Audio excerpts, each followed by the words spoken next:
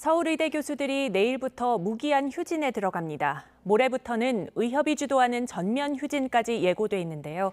정부는 의사들의 휴진이 큰 상처를 줄 것이고 의사와 환자 간 신뢰를 무너뜨릴 수 있다며 철회를 요구했습니다. 취재기자 연결해 자세히 알아보겠습니다. 이문석 기자. 네, 사회부입니다. 네, 서울대병원은 내일부터 진료가 아예 안 되는 건가요? 꼭 그렇지는 않습니다. 서울의대 교수 비대위는 필수 분야는 진료가 계속 이루어진다고 밝혔습니다. 중증 희귀질환 환자 진료를 비롯해서 응급실과 중환자실, 신장투석실, 분만 등이 해당합니다. 다만 다른 병원에서 진료가 가능하거나 진료를 미뤄도 큰 영향이 없는 환자의 외래 진료와 수술을 중단하는 거라고 설명했습니다. 무기한 휴진 병원은 서울대병원을 비롯해 분당 서울대병원과 서울시 보라매병원, 서울대병원 강남센터 등 4곳입니다.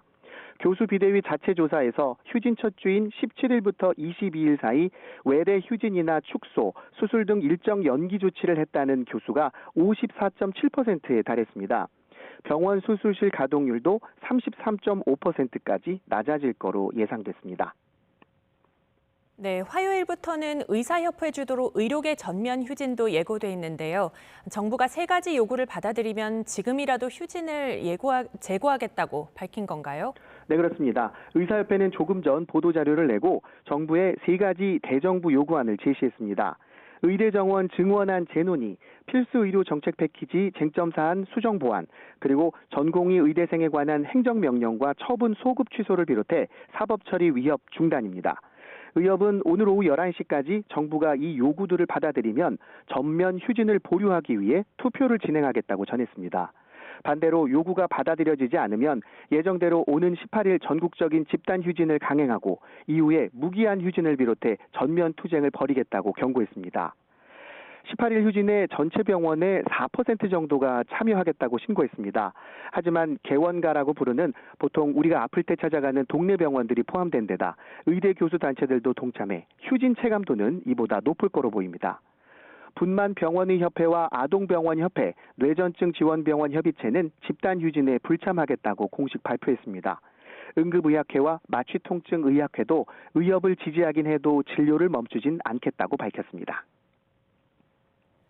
네, 정부는 의료계에 지금이라도 집단 휴진을 취소해달라고 당부했다고요? 네, 그렇습니다. 한덕수 총리는 오늘 중앙재난안전대책본부 회의를 주재하면서 아픈 분들이 눈물로 호소하는데 의료계가 집단 휴진 결정을 바꾸지 않는 것에 깊은 유감을 표했습니다.